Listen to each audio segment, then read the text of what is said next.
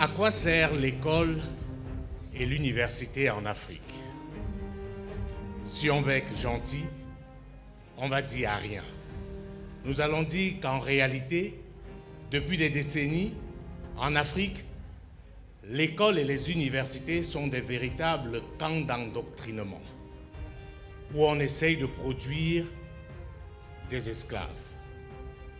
Et oui, mes chers amis, depuis lors, de la maternelle au primaire, en passant par le secondaire et avec pour couronnement l'université, ce qu'on essaye de faire de vous, c'est de véritables nègres de maison.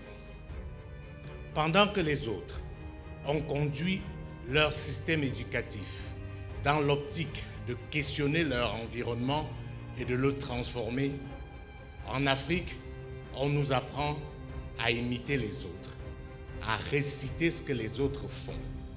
Et c'est pour cela que dans la plupart de nos États, dans la plupart de nos universités, on estime que vous êtes brillant quand vous pouvez reproduire à la lettre ce que les autres ont produit.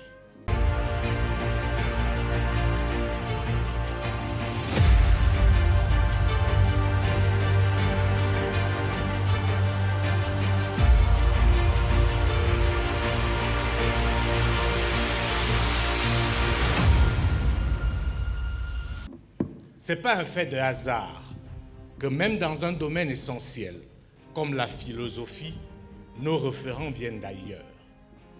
Nous sommes contents de parler de Hobbes, Emmanuel Kant, Platon, Socrate et j'en passe. La question que j'aimerais nous poser, c'est qu'est-ce que ceux-là savent de l'Afrique?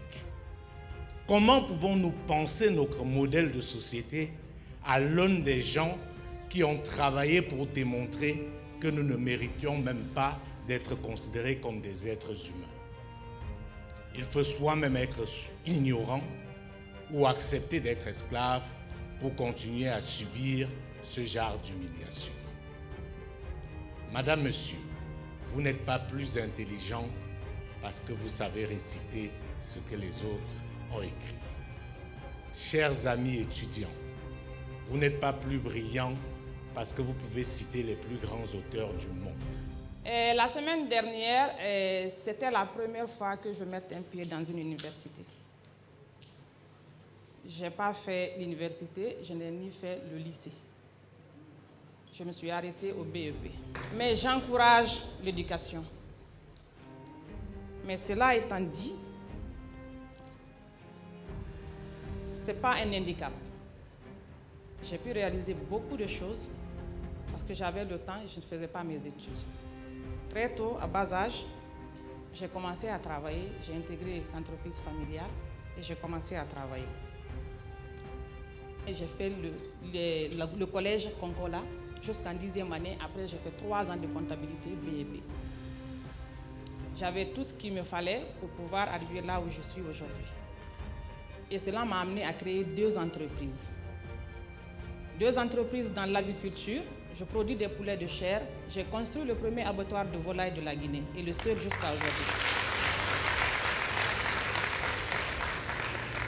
Parce que je viens d'une famille d'entrepreneurs, d'éleveurs et d'agriculteurs. Donc j'ai suivi les traces de mes parents. Les valeurs africaines s'imposent. Je me dis que tout peut aller ensemble. Donc ne vous focalisez pas que sur les études et faites des métiers. Étudier, c'est vrai, aller à l'université, c'est vrai. Aujourd'hui, moi, en tant qu'entrepreneur, je suis confrontée à l'employabilité parce que tout le monde est universitaire. Je ne trouve pas de caroleur qualifié. Je ne trouve pas de menuisier qualifié. Je ne trouve pas de plombier qualifié. Tous ces métiers-là ont besoin de gens. On peut aller à l'université, finir l'université et faire un métier parce que c'est ce qui emploie dans notre pays. Nous sommes dans un pays en construction. Il y a des métiers spécifiques aujourd'hui qui sont demandés. Ce n'est pas parce qu'on est allé à l'université qu'on ne peut pas faire autre chose. Il y a plein d'entre nous ici qui ont fait des métiers mais qui ne pratiquent pas aujourd'hui. Je suis un homme en colère, je suis un homme fâché.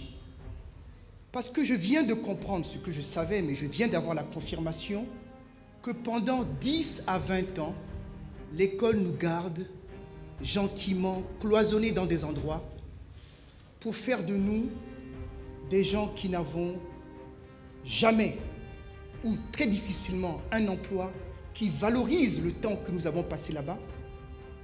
Une école qui fait des sans-emploi, des personnes qui ont perdu confiance, des personnes qui n'ont plus d'espoir. La deuxième chose que je comprends, c'est que pendant 10 à 20 ans, même 30 ans pour certains, l'école n'est pas capable de nous donner une seule promesse. Et la promesse fondamentale devrait être que nous soyons heureux nous aussi. Et que nos parents qui ont tant investi derrière nous puissent pouvoir vivre de ce que nous avons souffert. Parce que l'école, elle fait souffrir. Et c'est pour ça que nous sommes en droit d'attendre, à la fin d'un parcours, des fois chaotique mais réussi, de pouvoir participer à la vie de nos nations. Et même cette dignité nous est refusée. Pour que ça change, il y a deux choses essentielles.